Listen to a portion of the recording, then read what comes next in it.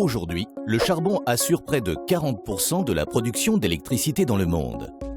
Et sa consommation continue d'augmenter. Cette ressource devrait même supplanter le pétrole d'ici 2020.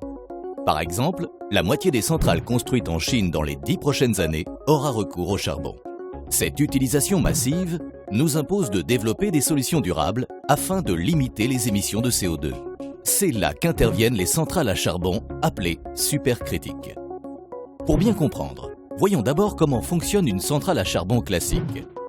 Le charbon est broyé et sert de combustible pour chauffer l'eau de la chaudière. L'eau, portée alors à ébullition, se transforme en vapeur. C'est cette vapeur d'eau qui actionne la turbine et produit de l'électricité. À la sortie, la vapeur est retransformée en eau, ici grâce au condenseur. Et le cycle recommence. Quelle est la différence entre une centrale à charbon classique et une centrale supercritique? L'eau de la centrale est soumise à une température et à une pression plus importante. Elle dépasse ce que l'on appelle le point critique. 374 degrés et 221 bars pour être précis.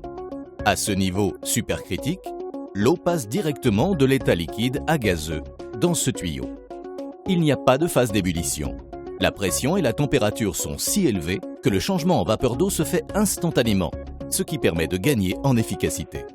Résultat, ce procédé permet de produire autant d'électricité en brûlant 20% de charbon en moins, et donc en émettant 20% de CO2 en moins. Avec une meilleure efficacité et moins d'émissions de CO2, cette technologie répond aux enjeux de la transition énergétique. C'est pourquoi EDF investit dans cette nouvelle génération de centrales.